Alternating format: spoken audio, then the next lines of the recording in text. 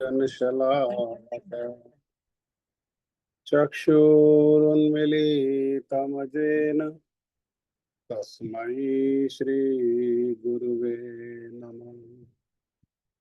गुरुवे गौरचन्द्राय राधिकाय तदालये कृष्णाय कृष्णभक्ताय तद्भक्ताय नमो नमः। वाञ्छाकल्पतरुभ्यश्च कृपा सिन्धुभ्यैव च पतितानां पावनेभ्यो वैष्णवेभ्यो नमो नमः। नमो महावदन्याय कृष्णप्रेमप्रदायते कृष्णाय कृष्णचैतन्य नामिने गौरतिशे नमः। यं प्रव्रजन्तमनुपेतमपेतकृत्यं द्वैपायनो विरहकातराजुहाव पुत्रेति तन्मयतया तर्वो अभिनेदुं स्तं सर्वभूतहृदयं मुनिमानतोऽस्मि। तमादिदेवं करुणानिधानं तमालवर्णं सुरेदवतारम् अपार संसार समुद्रसेतुं भजामहे भागवत स्वरूपम्। नारायणं नमस्कृत्यं नरं चैव नरोत्तमं देवीं सरस्वतीं व्यासं ततो जयमुदीरये। नष्टप्रायेषु अभद्रेषु नित्यं भागवत सेवया भगवती उत्तम श्लोक भक्तिर्भवति नैष्टकी। नित्यानंद नमस्तुभ्यं प्रेमानंद प्रदायिने कलो कल्मषनाशाय जानवापतये नमः। आजानुलंबित भुजो कनकावदातो संकीर्तने कपितरो कमलायताक्षो विश्वम्भरो द्विजवरो युगधर्मपालो वन्दे जगत्प्रियकरो करुणावतारो। हे कृष्ण करुणा सिंधु दीनबंधु जगतपते गोपेश गोपिका कांत श्री राधा कांत नमस्तुते। तप्त कांचन गौरांगी श्री राधे वृंदावनेश्वरी वृषभानुसुते देवी प्रणमामि हरिप्रिय। भक्त्या विनयपराधलक्षे क्षिप्तश्च कामादितरङ्गमध्ये कृपामयि त्वां शरणं प्रपन्ना वृन्दे नमस्ते चरणारविन्दं वृन्दे नमस्ते चरणारविन्दं वृन्दे नमस्ते चरणारविन्दम्। श्री कृष्ण चैतन्य प्रभु नित्यानंद श्री अद्वैत गदाधर श्रीवासादि गौर भक्त वृंद। हरे कृष्ण कृष्ण कृष्ण हरे हरे हरे राम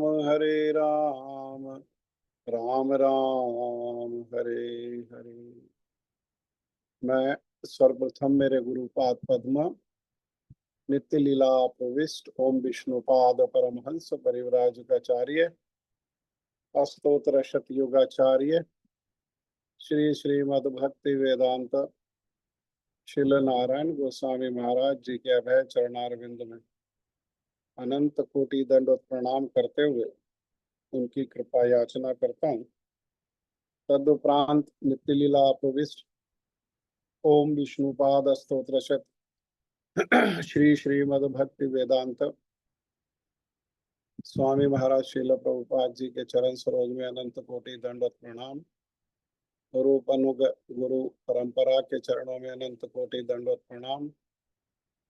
कथा के श्रोता वृंद, वैष्णव वैष्णवी, माता भाई बहन, प्रभु आप सभी का अभिनंदन, आप सभी को प्रणाम, यथा योग्य प्रणाम। श्रीमद् भागवतम स्कंद 7 अध्याय 5 श्लोक संख्या 30 को हम लोग श्रवण कर रहे थे। क्योंकि प्रहलाद महाराज ने जब नवदा भक्ति का अपने पिताजी से चर्चा किया, उनको उपदेश दिया नवदा भक्ति का, तो वो जो गुरु थे षंड और अमर्क शुक्राचार्य के लड़के, उन पर बहुत क्रोधित हो गए और उनके क्रोध से भयभीत होकर के शुक्राचार्य के लड़कों ने कह दिया कि ये जो कह रहा है वो शिक्षा इसने हमसे प्राप्त नहीं की है। ये जो आप प्रहलाद में विष्णु भक्ति को देख रहे हो, ये उसकी स्वाभाविक प्रवृत्ति, स्वभाव ही उसका विष्णु भक्ति का है। हाँ, स्वभाव पूर्वक। कैसे स्वभाव पूर्वक? अब जैसे पिछली बारी भी हम लोग समझ रहे थे, जैसे कि लोहा है और लोहे के निकट जो है वो चुंबक है, और वो चुंबक इतना शक्तिशाली है कि वो लोहे को खींच ही लेता है अपनी ओर। ऐसे ही भगवान जो है वो अपने भक्तों के लिए कैसे हैं? वो चुंबक के जैसे, और वो भक्तों के चित्त को आकर्षित, जैसे चुंबक लोहे को आकर्षित कर लेती है, खींच लेती है, ऐसे ही भगवान जो है अपने भक्तों के चित्त को आकर्षित कर लेते हैं, वो खींच लेते हैं। इसमें प्रहलाद का क्या दोष है? हाँ, प्रहलाद क्या करे बेचारा। हाँ, अब कई लोग जो है देखो, सभा में कई बारी कथा होती है तो कथा को लोग सुनते हैं तो अलग अलग भाव से सुनते हैं। किसी को कथा सुन करके, भगवान की महिमा को श्रवण करके आंखों में आंसू आ जाते हैं, है ना।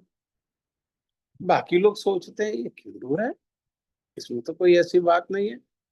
लेकिन वो जानते नहीं, उसका दोष नहीं है बेचारे का। वो चाहे भी, अगर वो चाहे भी तो भी सुन करके उसका चित्त द्रवित ना हो, ऐसा संभव नहीं है।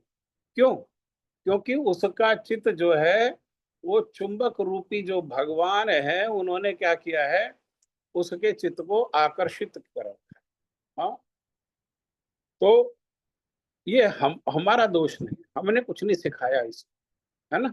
हम हमारे ऊपर क्रोधित ना हुआ, ये एक दोष है तो किसका? ये प्रहलाद का दोष है। और एक रूप में कह रहे हैं कि प्रहलाद का भी दोष नहीं है। अरे उसकी स्वाभाविक प्रवृत्ति है, उसका स्वभाव ही ऐसे है। जैसे स्वभाव जो है बड़े अच्छे अच्छे लोगों को विवश कर देता है, जिसका जैसा स्वभाव होता। मान लो किसी का क्रोध करने का स्वभाव है, तो वो किसी परिस्थिति में क्रोध नहीं भी करना चाहे। कुछ ऐसे लोग हों जिनके ऊपर वो क्रोध नहीं करना चाहे, लेकिन क्या होगा, वो बार बार ये विचार करते हुए मैं क्रोध नहीं करूंगा, क्रोध नहीं करूंगा। जो स्वभाव है, स्वभाव उसको विवश कर देता है क्रोध करने। हाँ, जैसे कई बारी जो है, तो अभी भक्ति करना हमने मान लो प्रारंभ ही किया है, प्रारंभिक अवस्था है भजन की हमारी। लेकिन भजन प्रारंभ जब हमने किया, उसके पहले हमारा एक स्वभाव है। हाँ, मान लो कोई आउटस्पोकन है, तो भजन करना प्रारंभ कर दिया उसने, भजन का कुछ कुछ प्रभाव उसके हृदय पर भी पड़ रहा है। लेकिन जब भी परिस्थिति आएगी तो पहले क्या आएगा, पहले जो उसका आउटस्पोकन स्वभाव है वही सामने आएगा, फिर उसको वो करेक्ट करेगा, फिर वो करेक्शन करेगा भक्ति से, जब है जब विचार करेगा तो फिर करेक्शन करेगा। नहीं नहीं नहीं, मेरा ये कहने का तात्पर्य नहीं था, मैं ये नहीं कहना चाहता था, मेरे मुख से निकल गया, ये सब करेक्शन कब करेगा, बाद में करेगा। लेकिन पहले तो उसका स्वभाव जो है, जिस स्वभाव का उसको अभ्यास है, वो स्वभाव से, तो इनको प्रहलाद महाराज को स्वभाव का क्या अभ्यास है, कृष्ण भक्ति का अभ्यास है। इन्होंने तो अपने मैया के गर्भ में रह करके हजारों हजार साल जो है, नारद जी जैसे जो शक्तिशाली हैं, हाँ, जो कि पत्थर में भी पीपल को उगा देते हैं, अर्थात पाषाण हृदय में भी जो भक्ति को जो है वो रोपित कर देते हैं, भक्ति को, भक्ति रूपी बेल को उगा देते हैं। अब उनसे इन्होंने सुना, इनका दोष कहाँ है प्रहलाद महाराज, हाँ, इन्होंने सुना किससे, हाँ, रक्षा किसने करी, नारद जी ने, उन्होंने सुनाया, और सुनाया किसके बारे में, भगवान के बारे में सुनाया, किसके बारे में सुनाया, कृष्ण के बारे में सुनाया। कृष्ण कौन है, या आकृष्टि स कृष्ण, जो सबको अपनी ओर आकर्षित कर लेते हैं वो कृष्ण है। अब ये तो बेचारे लोहे के जैसे हैं, चुंबक इनको खींच लेती है, तो इनमें कोई इनका दोष नहीं है, ये स्वभाव से ही क्या है, भगवान के भक्त है। नारद जी ने भी जब पांडवों को, युधिष्ठिर महाराज को अपने शिष्य श्री प्रहलाद महाराज जी का कथा को सुनाना प्रारंभ किया, तो उन्होंने प्रारंभ में ही कह दिया, इनके अनेकों अनेक, पहले तो पिताजी के दोषों को वर्णन किया, फिर प्रहलाद महाराज के गुणों को वर्णन किया, और गुणों को वर्णन करते करते करते ये कह दिया कि मैं प्रहलाद के गुणों का कहाँ तक वर्णन करूं, बस उसके लिए इतना ही कहना काफी है, उसकी जन्मजात स्वाभाविक वृत्ति जो है वो भगवान, जन्म से ही, गर्भ में ट्रेनिंग हुई और जन्म हुआ तो ट्रेंड आए हैं बाहर, अब ट्रेनिंग की जरूरत ही नहीं है, वो ट्रेनिंग सारी कहाँ हो गई है, वो ट्रेनिंग सारी की सारी नारद जी के द्वारा वो गर्भ में हो गई, है ना, ये बात को ना सुनाया। तो ये जो है ये स्वाभाविक प्रवृत्ति है, इसलिए ना तो हमारे ऊपर आप दोषारोपण करो, हमारे ऊपर दोष नहीं लगाओ, इसके लिए हमारा दायित्व नहीं है, और ना हमारे ऊपर क्रोध करो, क्योंकि हमारा, हम जो है दोषी है ही नहीं, तो हम पर क्रोध करने की कोई आवश्यकता नहीं है।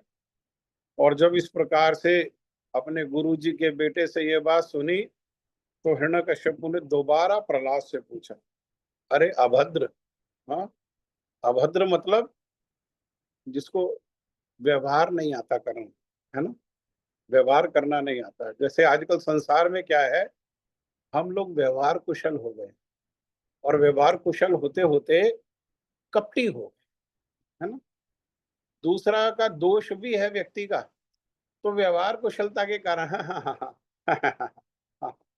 हाँ, हृदय में उसके प्रति दुर्भावना भी है, फिर भी सामने मिलने पर व्यवहार कुशलता को दिखाने के लिए क्या है, वो हम जो है उसकी तारीफ करते हैं, उसमें योग्यता नहीं होते हुए भी योग्यता बताते हैं, ये व्यवहार कुशलता, ये संसार है।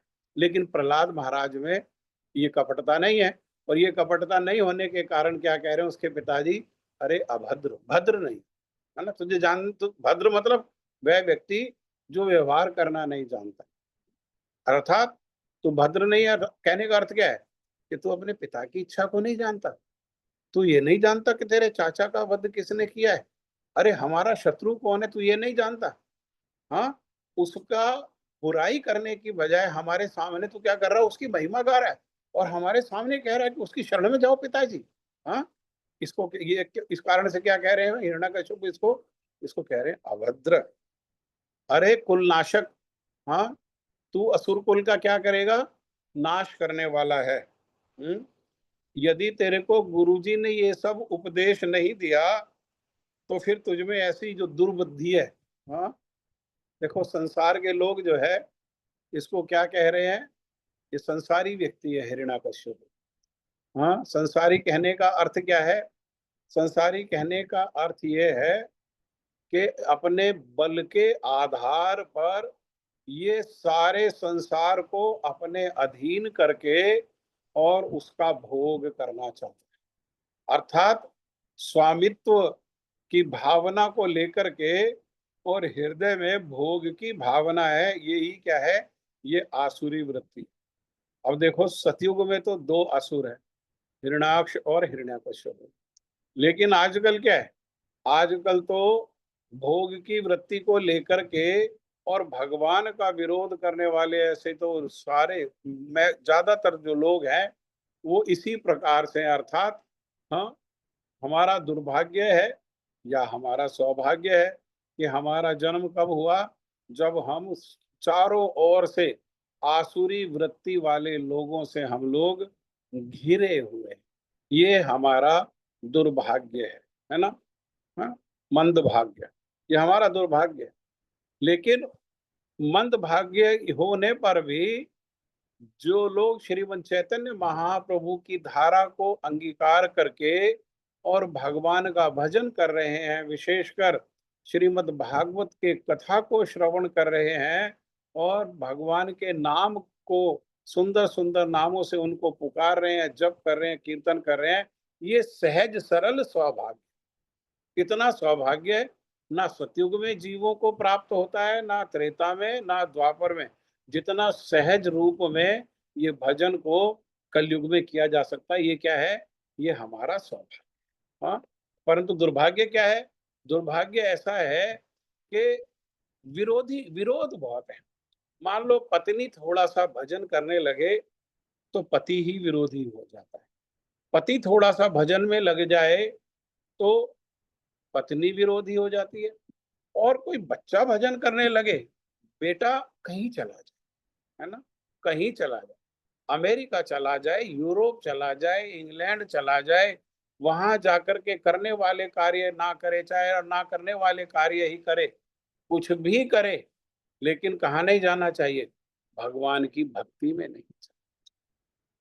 हाँ, कुछ भी करे तो ये क्या है, दुर्भाग्य, विरोध, अर्थात ये विरोध है और आसुरी आसुरी वृत्ति वाले लोगों से घिरे होने के कारण जीव जो है अपने मंगल के उद्देश्य के लिए साधु संग की खोज नहीं करता।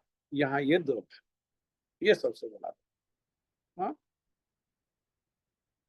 तब प्रहलाद महाराज ने उत्तर दिया जिस श्लोक को हम चर्चा कर रहे थे, और प्रहलाद महाराज ने उत्तर देते हुए कहा, मतिर्न कृष्णे परता स्वतो वा मिथो अभ्युपद्येत ग्रह व्रतानाम् अदान्तगो वीरविशतां तमिस्त्रीं पुनः पुनश्चर वितचर्वणानाम्।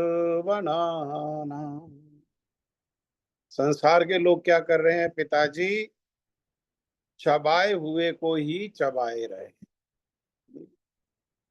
क्यों?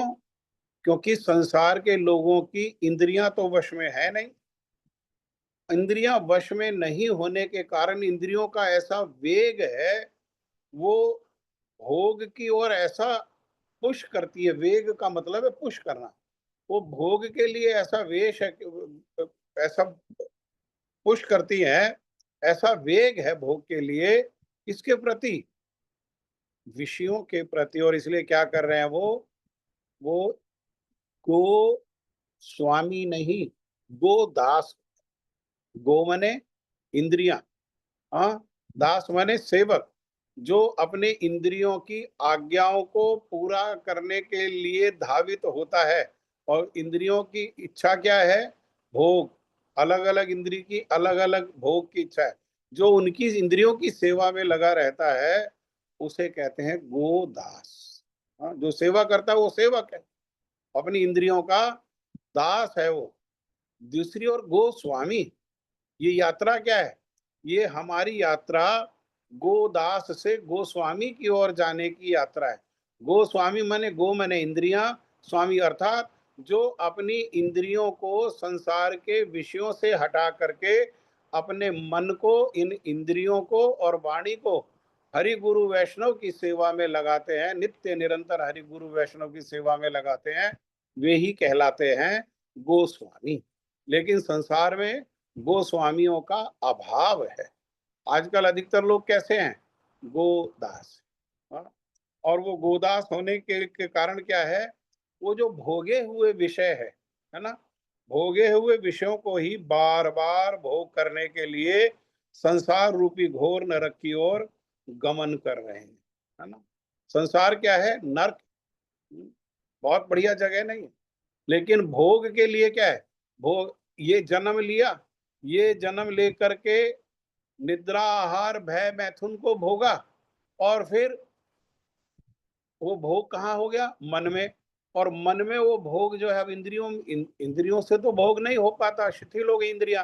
तो मन में भोग होने के कारण जब शरीर छोड़ते हैं तो वो मन जो है, मन में जो विचार है वो साथ जाता है, और मन का विचार क्या करता है? वो अगले शरीर को फिर तैयार कर देता है, अर्थात फिर शरीर लेकर के, और फिर इसी निद्रा किसी भी शरीर में, शेर का शरीर मिलता है तो इन भोगों में, कुत्ता का शरीर मिलता है तो इन्हीं भोगों में लगे रहते हैं, और क्या करते हैं? एक दूसरे को इन भोगों में लगा देते हैं, है ना। जैसे अब विचार करें, हमारे दादा परदादा रहे, उन्होंने हमारे दादा को, पिताजी को इसी में लगा दिया, इसी चक्की में लगा दिया, है ना। पढ़ो, नौकरी करो या व्यवसाय करो, शादी करो, संतान उत्पन्न करो, और बस इसी में लगे रहो। उन्होंने हमारे पिताजी को लगा दिया, हमारे पिताजी ने हमें लगा दिया, हमने अपनी संतान को लगा दिया। किस में लगा दिया? अरे जिन भोगों को भोग करके हमारी संतुष्टि नहीं हुई, जिन भोगों को भोगने से हमें संतोष प्राप्त नहीं हुआ, उन्हीं भोगों में हमने लगा, जिनसे हमें सुख नहीं मिला, उनसे हम अपने आश्रित जनों को लगा देंगे, उनको कैसे सुख मिल जाएगा? हाँ, कैसे सुख मिल जाएगा? लेकिन क्या कर रहे हैं संसार के लोग? संसार के लोग गोदास होकर के विषयों के भोग में, जिसको बार बार पुनः पुनः एक भोग को पुनः पुनः, अरे भोग तो सीमित है, हैं? आहार निद्रा भय मैं तुम, और उसी में क्या कर रहे हैं? उसी में भोग में लगा। आज हम सुबह हम साउथ इंडियन खाएंगे, दोपहर को चाइनीज खाएंगे, शाम को गुजराती खाएंगे, क्या कर रहे हैं? वो भोग में लगा।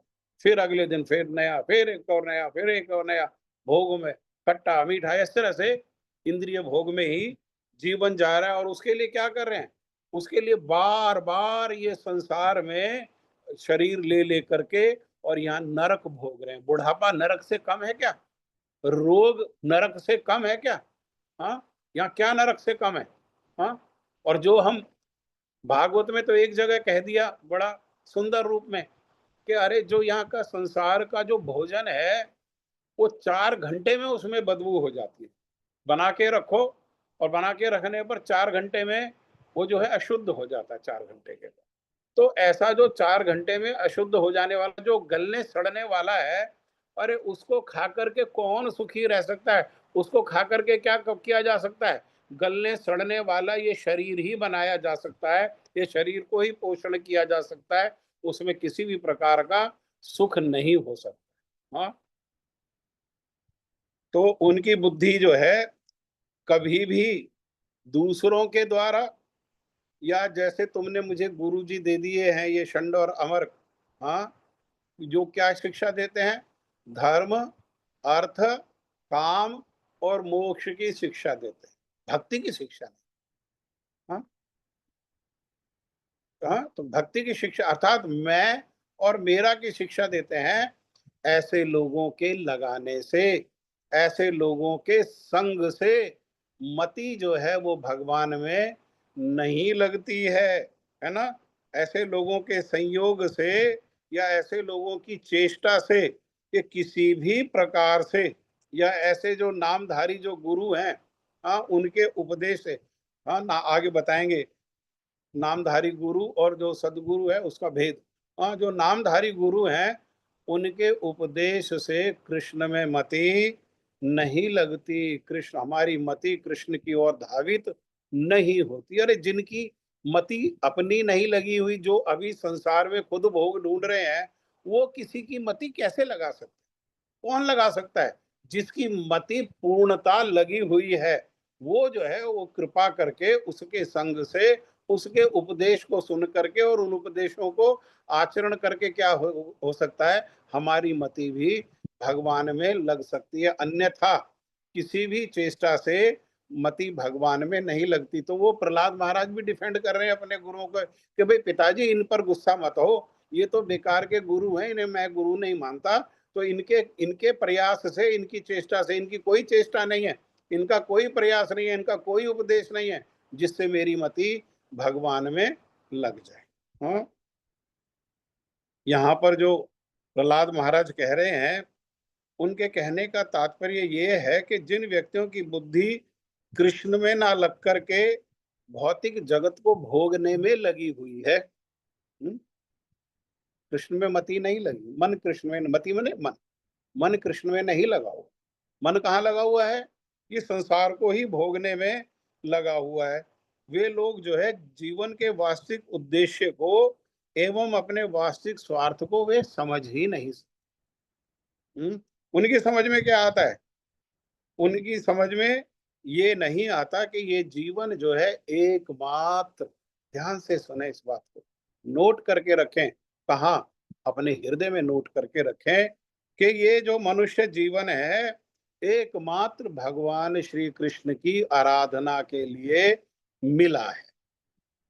एकमात्र, ये आंखें एकमात्र कृष्ण को देखने के लिए मिली, ये कान एकमात्र कृष्ण को सुनने के लिए मिले हैं, ये जिह्वा एकमात्र उनकी महिमा कीर्तन करने के लिए मिली है, ये रसना एकमात्र उनका उचिष्ट प्रसाद को पाने के लिए मिली है, ये हाथ एकमात्र उनके मंदिर का मार्जन करने के लिए, उनके लिए भोग बनाने के लिए, उनकी माला गूंथने के लिए, उनकी पोशाक बनाने के लिए, उनका श्रृंगार करने के लिए ये सब मिला। ये एकमात्र इसीलिए मिला। मनुष्य जीवन किस लिए मिला?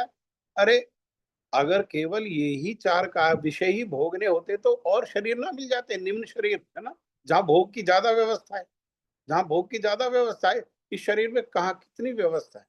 हम कितना खा सकते हैं? हाथी तो कितना खा जाता। अगर खाने के लिए जीवन मिलता तो हाथी का शरीर मिलता ना, कितना खा जाता हाथी। जितना हम शायद सारी उम्र में खाते हैं वो हफ्ता 10 दिन में ही खा लेता है, ऐसा इतना, है ना। तो और ये मैथुन के लिए अगर शरीर मिला होता, शरीर होता मैथुन के लिए होता, तो कबूतर का शरीर मिलता, है ना। मनुष्य का शरीर क्यों मिलता? बंदर का शरीर मिलता। हाँ, तो ये सब इस कार्य के लिए नहीं मिला।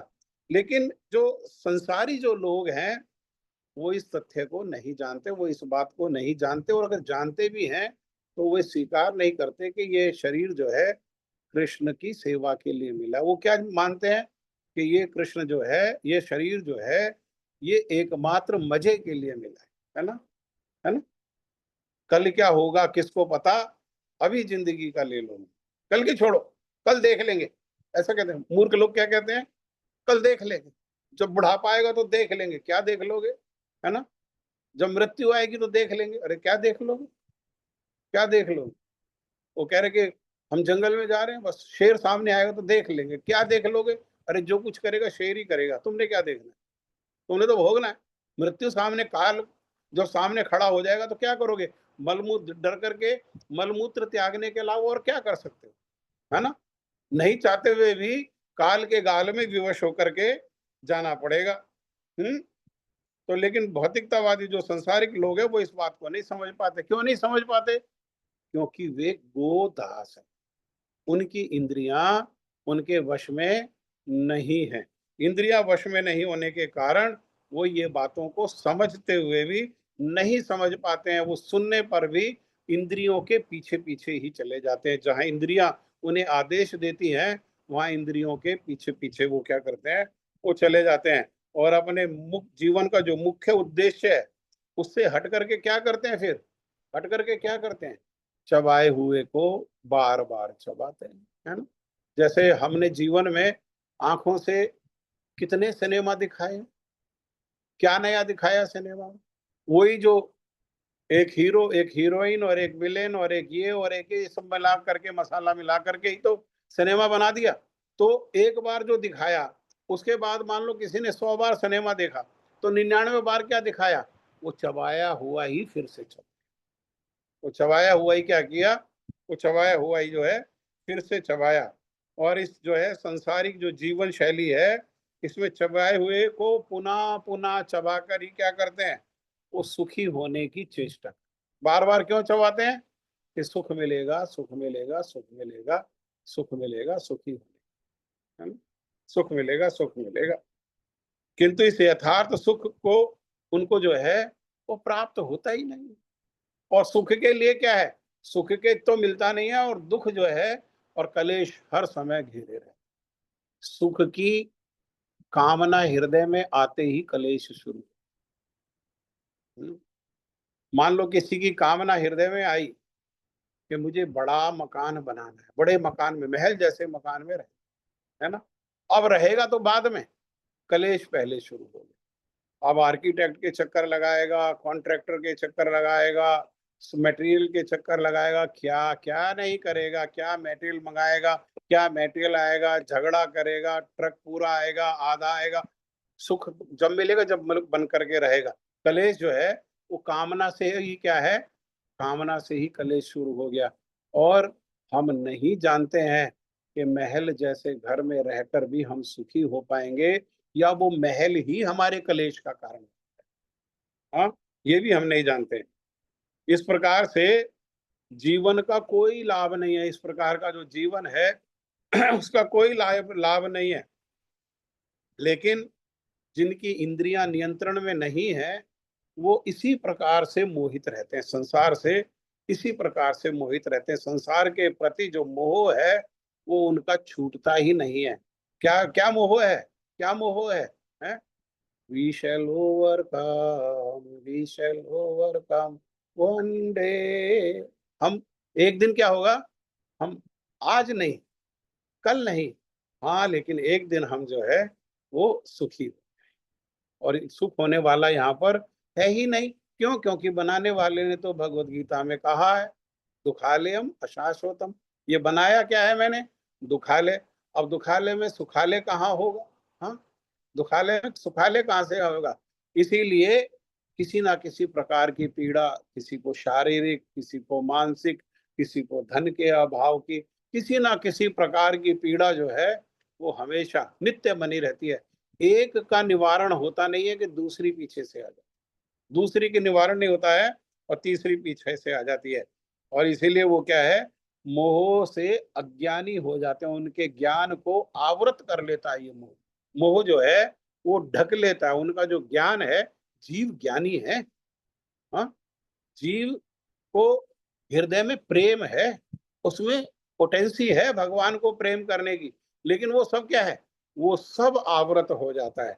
और फिर अलग अलग प्रकार के अंधे होकर के, कोई धन में अंधा होकर के, कोई स्त्री में अंधा होकर के, कोई अपने ऐश्वर्य में अंधा होकर के, और कोई अपनी कीर्ति में के लिए अंधा होकर के, कोई उच्च कुल में जन्म के लिए अंधा होकर के, कोई रूप में अंधा होकर के। और इस संसार में क्या है, वो अज्ञान, अज्ञान के तरह, अज्ञान के जैसे इस घनघोर राज्य में, घनघोर, हाँ, राज्य में क्या करते हैं, वो प्रवेश करते हैं इस अज्ञान को लेकर के, आवृत होकर के, ढक करके, हाँ, यहाँ प्रवेश करते हैं। कहाँ? जो संसार असीम दुखों से और विपरीत परिस्थिति से परिपूर्ण है, भरा हुआ है, भरा हुआ है, फुल ऑफ मिजरीज। हाँ, कहते हैं ना, full of miseries, this place is full of miseries, this place is not for gentleman to live in. हाँ, फुल ऑफ मिजरीज है। और कैसी है? और इस संसार की स्थिति नरक में है, बिल्कुल नरक के जैसी है ना। लेकिन जीव जो है इसी नरक में संसार की ओर ही धावित है। छोटा सा बच्चा, 5 वर्ष का प्रहलाद महाराज, अपने पिताजी को कितना सुंदर उपदेश दे। हाँ, इस उपदेश को श्रील भक्ति सिद्धांत सरस्वती ठाकुर श्रील प्रभुपाद जी ने 108 बार सुना, और अपने शिष्यों को सुनाया। कितनी कितनी बार उन्होंने सुनाया। क्यों? क्योंकि ऐश्वर्य भक्ति में श्रेष्ठतम भक्त कौन है? ये श्री प्रहलाद। ऐश्वर्य भक्ति, मधुर भक्ति के नहीं, ऐश्वर्य में भक्ति के श्रेष्ठतम भक्त हैं प्रहलाद महाराज। यहाँ क्या हो गया, यहाँ जो है, जो श्रील रूप गोस्वामी पाद जी ने बताया, ज्ञान कर्मादि अनावृतम, ज्ञान और कर्म से भक्ति अनावृत हो गई। ज्ञान से, ज्ञान कौन सा? संसार का जो ज्ञान है, जो शुष्क ज्ञान है, इंद्रिय भोग का जो ज्ञान है, उस ज्ञान से और कर्म से प्रहलाद महाराज क्या है, प्रहलाद महाराज अनावृत है ना, अनावृत है। और अपने अपने सुख की संसार से कोई कामना नहीं, संसार में कोई कामना ही बाकी नहीं है अपने सुख की, अपने। और इसीलिए, क्योंकि संसार में अपने सुखी होने की कोई कामना नहीं है, इसीलिए जीवन में भय नहीं, भय नहीं। ये हिरण्यकश्यपु से कौन ऐसा है जो भयभीत नहीं रहता है? हाँ? सब भयभीत रहते हैं, इंद्र वरुण चंद्र सब भयभीत रहते हैं, सब डरते हैं, लेकिन एक व्यक्ति नहीं डरता। वो कौन है? वो प्रहलाद है, वो प्रहलाद। आगे कह रहे हैं, न ते विदु स्वार्थ गतिम हि विष्णु दुराशये बहिर्अर्थमानिना अंधा यथंधे रूप नियमाना स्ते अपिस्तत्र याम उरुदामनी बद। अर्थात जो मनुष्य भौतिक जीवन का आनंद प्राप्त करने के लिए चेष्टा कर रहे हैं, या जो पूर्ण रूप से पारिवारिक जीवन की गतिविधियों में डूबे हुए हैं, हाँ, गुरुदेव शब्द व्यवहार कर रहे हैं निमग्न। निमग्न का अर्थ क्या होता है? निमग्न का अर्थ होता है डूबा हुआ। कैसा डूबा हुआ? एक तो साधारण डूबा हुआ, साधारण डूबा हुआ नहीं, जैसे वो जो गुलाब जामुन होता है ना, वो चाशनी में जैसा डूबा हुआ होता है। गुलाब जामुन का कोई अंग ऐसा नहीं है जहां पर वो चाशनी नहीं है। अर्थात ऐसे सांसारिक लोग क्या है, वो हर समय उनका विचार, उनका मन, उनकी बुद्धि किसमें, उसमें क्या भरा हुआ है? एकमात्र, एकमात्र संसार भरा हुआ है, मैं और मेरा परिवार। हाँ, और वो इस बात से भी अनजान रहते हैं कि जीवन का मुख्य उद्देश्य भगवान की आराधना करके उनके जो दिव्य धाम है उसको लौटना है। हमें यहाँ नहीं रहना, हमें यहाँ रहना ही नहीं, है ना। जहाँ रहना नहीं होता वहां हम सुख का अरेंजमेंट करते हैं कोई? अरे बस जो है उसी से काम चला करके, है ना। जैसे हमें हवाई जहाज में रहना नहीं है, तो हम वहां व्यवस्था करते हैं क्या कुछ सुख के लिए? अरे जो है उसी से काम चला के जैसे तैसे, है ना। इकोनॉमी क्लास है, रात को सोने की व्यवस्था नहीं है, कोई बात नहीं, हम वहां नहीं, वहां हम बेड डालने की भी व्यवस्था नहीं करते, बस जैसे तैसे क्या करो। अरे हमें यहाँ कौन सा रहना है, हमें तो उतरना है, बस थोड़ी सी देर की बात, बस कुछ समय की बात, है ना, बस कुछ समय की बात। ऐसे ही संसार में हमें नहीं रहना, है ना। कहाँ रहना है? हमें अपने घर में रहना, जिस घर से कभी हमको निकाला नहीं जाता। यहाँ संसार से बार बार निकाला जाता है, जितने घर बनाए जाते हैं उन घरों में से निकाला जाता है। कभी तो जीवित रहते ही निकाल दिया जाता है, नहीं तो शरीर छूटने पे तो सबको ही निकाल दिया जाता है, कोई नहीं रखता, कोई नहीं रखता। जीवित भी निकाल दिया जाता है, अन्यथा कोई जीवित ना निकले तो क्या करते हैं, वो शरीर छूटने पर तो निकाल दिया जाता है। अरे भाई, जब निकलना ही है और निकालना ही है लोगों ने, तो इसलिए जीवन रहते हुए क्या करो? अरे निकलने का अभ्यास करो। निकलना ही है ना, रहना तो है नहीं हमेशा, तो निकलना ही है तो क्या करो? अभ्यास करो। क्यों? क्योंकि जब अंततः निकलने का समय आएगा, अभ्यास होने से क्या है, आसान हो जाए। अन्यथा अगर अभ्यास ही नहीं होगा तो निकलते समय बड़ा कष्ट होगा, बड़ी पीड़ा होगी और निकलना पड़ेगा, है ना। निकलना पड़ेगा, जोर जबरदस्ती करके कोई यहाँ नहीं रह सकते। लेकिन वो भगवत धाम को लक्ष्य बनाने की बजाय क्या करते हैं, वो तो इसी स्थान पर ऐसे लोगों में अपना ध्यान लगा देते हैं। कहाँ पर? अपने शरीर में, बच्चों में, पत्नी में, घर में, संबंधियों में, नौकरी इत्यादि से सुख प्राप्त करने की आशा के कारण अपनी पूरी शक्ति जो है वो इसी में लगा देते, पूरी शक्ति और पूरा समय। क्यों? क्योंकि केंद्र में क्या है? केंद्र में तो सुख है, सुखी होना कोई बुरी बात नहीं, सुखी होना तो बुरी बात, ये तो हमारा स्वभाव है। आनंद जो है ये हमारा स्वभाव है, क्योंकि हम भगवान की तटस्थ शक्ति का परिणाम है, भगवान के अंश है। तो भगवान में ये गुण है आनंद का, वो पूर्ण आनंद है ना। तो हम भी आनंद, ये हमारा सुख पर हमारा अधिकार है। लेकिन सुख का उपाय जो है वो गलत है।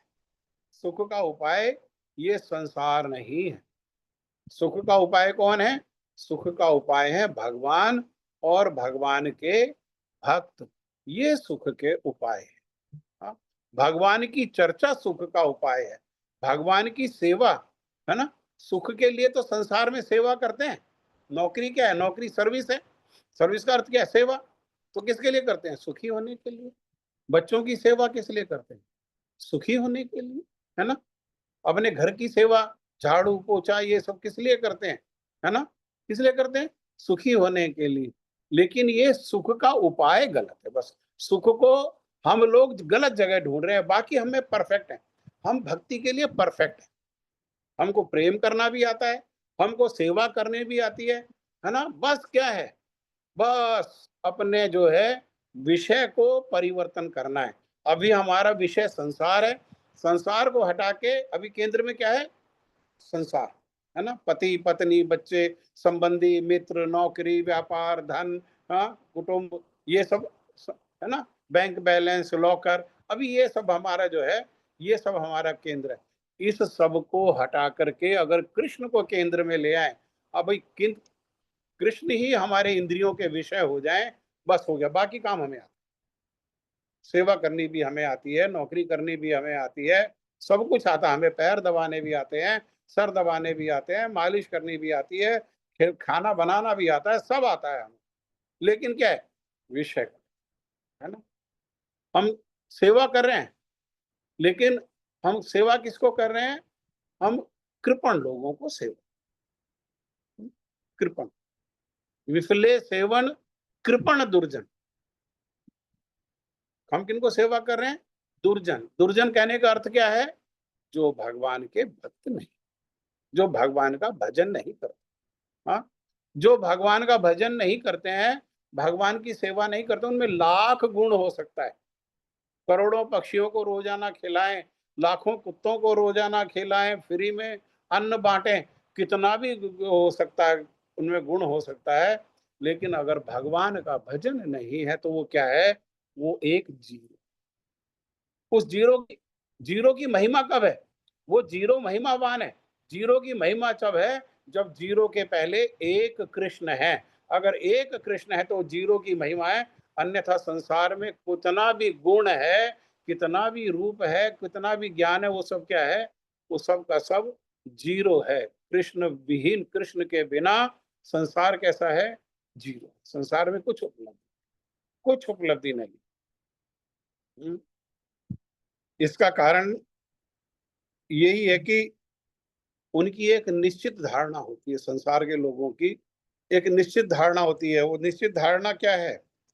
कि ये सब वस्तुएं जो हैं उसको सुख प्रदान करेंगी, इससे उनको सुख। मर्सिडीज किस लिए लेते हैं? कि मर्सिडीज उनको सुख प्रदान करेगी। अरे मर्सिडीज सुख प्रदान करेगी या उसको धोना पड़ेगा, उसको रिपेयर करना पड़ेगा, उसको सर्विस करानी पड़ेगी, उसमें पेट्रोल डीजल डलवाना पड़ेगा, उसमें है, उसकी सेवा करनी पड़ेगी। हाँ, जो हमारी सेवा करता है, ये संसार में व्यापार है। संसार, इस जगत का सार क्या है? समता। हमें जिससे सुखी होने की हम कोशिश करते हैं, या जिससे हम सेवा की आशा करते हैं, उसकी सेवा करनी पड़ती है। बिना सेवा के सेवा बदले में नहीं मिलती। बिना सेवा के सेवा नहीं मिलती, है ना। गाड़ी की सेवा करनी छोड़ दो, गाड़ी सेवा करेगी क्या? वो पकड़ के खड़ी हो जाएगी, मैं नहीं जा रही। ये संसार ये है। लेकिन उनका उद्देश्य, उनका क्या है? उनका बस यही ध्येय है। उन्होंने ये निश्चित कर लिया है कि ये सब चीजों से हम सुखी हो जाए, संसार से हमें जो है वो सुखी हो जाएंगे। परंतु वास्तविकता क्या है?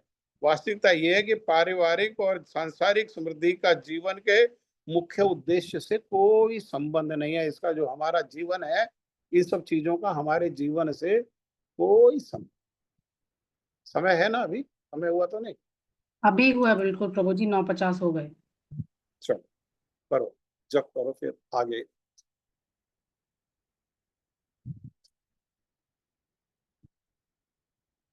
ये ग्रंथ है,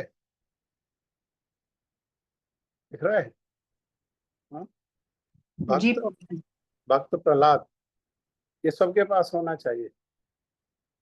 इसमें हमें लग रहा है प्रहलाद महाराज जी की कथा इतने छोटे से ग्रंथ में, अरे इसमें गागर में सागर है।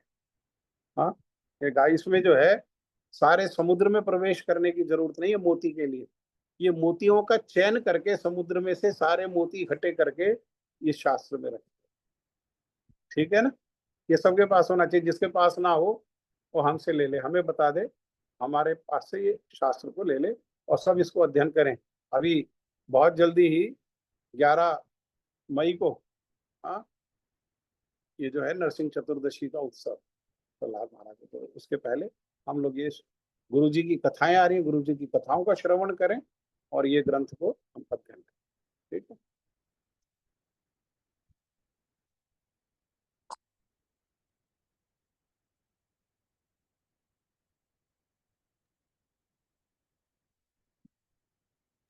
शशांक प्रभु जी, आप करोगे? हाँ, हरे कृष्ण दीदी मैं कर। जी जी। वंदे हम श्री गुरु श्रीयुतपद्कमलम श्री गुरुन् वैष्णवंश्च श्री रूपम सागर जातम सहगणानगनाथम तम तम सजीव साद्वैतम सावधूतम परिजन सहितम श्री कृष्ण चैतन्य देव श्री राधा कृष्ण पदान सहगणिता श्री विशाखा अज्ञानतिमिरान्धस्य ज्ञानञ्जनशलाकया चक्षुरुन्मीलितं येन तस्मै श्रीगुरुवे नमः। श्रीकृष्ण चैतन्य कृपया मर्यादा दक्षति वैष्णवनां कृपावलम्बार्थपेष्टकामि श्रीमद्भक्तिरभारती महाश्रयः वाञ्छाकल्पतरुभ्यश्च कृपासिन्धुभ्यैव च पतितनां पावनेभ्यो वैष्णवेभ्यो नमो नमः। नमो मावदन्याय प्रेमपदाय कृष्ण कृष्ण चैतन्य नाम्ने गौरतुष्य हे कृष्ण करुणा सिंधु दीनबंधु जगतपते वेश गोपिका कांता राधा कांत नमस्तुते तप्त कांचन गौरांगी राधे वृंदावनेश्वरी वृषभानुसुते देवी प्रणमामि हरिप्रिय वृंदाय तुलसीदेव्याय प्रियाय केशवस्य च कृष्ण भक्ति प्रदे सत्वते नमो नमः।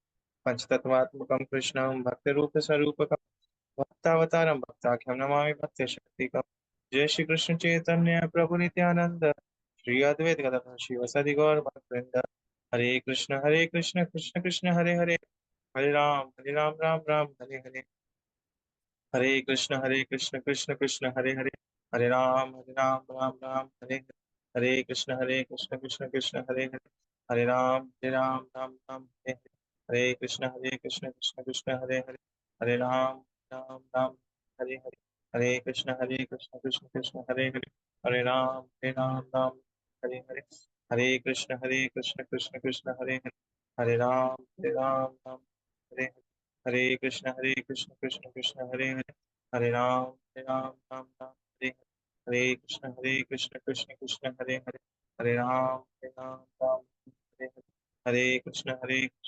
कृष्ण हरे हरे राम राम हरे कृष्ण कृष्ण हरे हरे राम हरे हरे कृष्ण कृष्ण हरे हरे राम हरे हरे कृष्ण कृष्ण हरे हरे हरे राम हरे कृष्ण कृष्ण हरे हरे हरे राम राम हरे हरे कृष्ण कृष्ण हरे।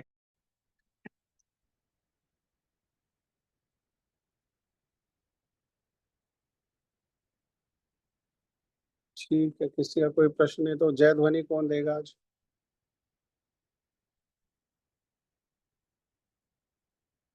जय ध्वनि दो कोई।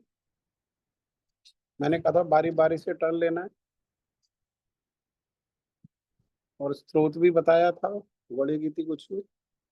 कौन देगा जय ध्वनि?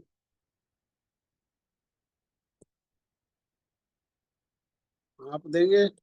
शशांक प्रभु आप दे दो। ठीक है प्रभु जी। जय श्री श्री गुरु गुरु अंगद हरि गिरधारी श्री राधा हरि जो की जय। जय नित्य लीला प्रविष्णु विष्णु पाद अष्टोत्तर श्री श्री शिल भक्ति विज्ञान श्री भारती गोस्वामी महाराज की जय। जय नित्य लीला प्रविष्णु विष्णु पाद अष्टोत्तर श्री श्री शिल भक्ति वेदांत श्री नारायण गोस्वामी महाराज की जय। जय नित्य लीला प्रविष्णु विष्णु पाद अष्टोत्तर श्री श्री शिला भक्ति वेदांत रामन गोस्वामी महाराज की जय। जय नित्य लीला प्रविष्णु विष्णु पाद अष्टोत्तर श्री श्री शिल भक्ति वेदांत स्वामी महाराज श्री प्रभुपाद की जय। जय नित्य लीला प्रविष्णु विष्णुपाद अष्टोत्तर श्री श्रीमद शिला भक्ति प्रज्ञान केशव गोस्वामी महाराज की जय। जय नित्य लीला प्रविष्णु विष्णुपाद अष्टोत्तर श्री श्रीमद शिला भक्ति सिद्धांत सरस्वती ठाकुर जगत गुरु श्री प्रभुपाद की जय। सपाश सपरिका श्री प्रभुपाद की जय। जय नित्य लीला प्रविष्णु ओम विष्णुपाद परमहंस बाबा जी श्री गौर किशोरदास बाबा जी महाराज की जय। सच्चिदानंद श्री भक्ति विनोद ठाकुर की जय। वैष्णव सार्वभौम जगन्नाथ दास श्री बाबा जी महाराज की जय।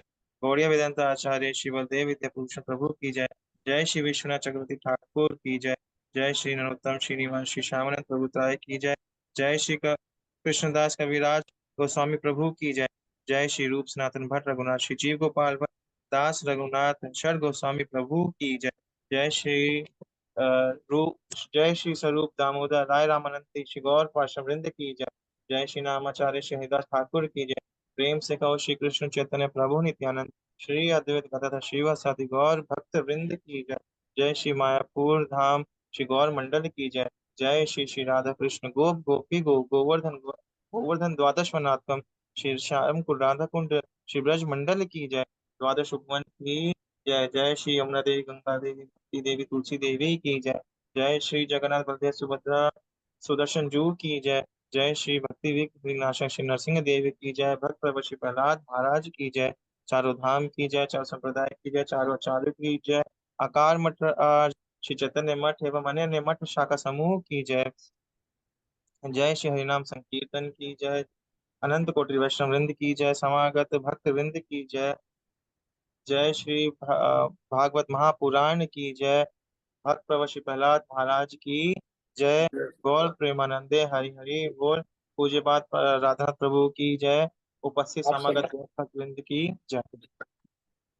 आप लोग तिथि नोट करके रखिएगा। 19, 20 और 21 जून।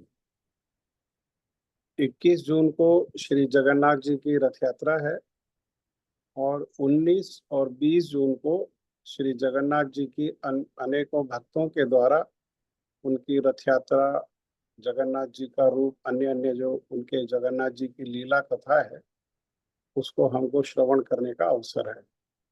19 को थर्सडे है, 20 को फ्राइडे और 21 को जो है वो सैटरडे है। सी तो हमारा 3 दिन का ये श्री जगन्नाथ रथ यात्रा का उत्सव है। आप लोगों से प्रार्थना है इसका प्रचार करें, प्रसार करें और आज अभी से कार्यक्रम बनाए कि ये उत्सव में हमारी 3 दिन की उपस्थिति कैसे रह सके। 3 दिन नहीं, अगर किसी कारण से रह सकती है तो 2 दिन, 2 दिन नहीं तो कम से कम 1 दिन हमारी उपस्थिति कैसे हो, ऐसा हम सुनिश्चित करें और अपने मित्रों को, परिवार के लोगों को और भी पास पड़ोसियों को सबको प्रचार करके सबको श्री जगन्नाथ जी की सेवा में, ये इनके अनुपाय जगन्नाथ जी की सेवा में लगाए। धन्यवाद। हरे कृष्ण, राधे राधे। प्रभु जी हाँ, हम लोग नरसिंह चतुर्दशी का उत्सव भी सोच रहे हैं कैलाश अपार्टमेंट में उसके मंदिर में मनाने की। 11 तारीख को। हाँ 11 तारीख संडे है। ठीक है, संडे के दिन कैलाश अपार्टमेंट में भगवान नरसिंह देव का अभिषेक करें, उपवास करें, एकादशी के जैसे उपवास करें। किसी को दवाई आदि खानी है तो एकादशी का जो फलाहार होता है वो लें और उपवास करके और उस दिन शाम को शुद्ध होकर के कार्यक्रम में आए। कितने बजे से कार्यक्रम प्रारंभ होगा? प्रभु जी 6 बजे से कर देंगे और 6:30 बजे अभिषेक कर देंगे। 6 बजे कार्यक्रम प्रारंभ होगा, 6:30 बजे अभिषेक होगा और अभिषेक के बाद जी कथा होगी और भोग आदि लगा करके आरती और सबके लिए प्रसाद की व्यवस्था कुछ रहेगी। जी एकादशी प्रसाद की सबके लिए व्यवस्था रहेगी, है ना। आप सभी का स्वागत है। ठीक है, धन्यवाद। हरे कृष्ण।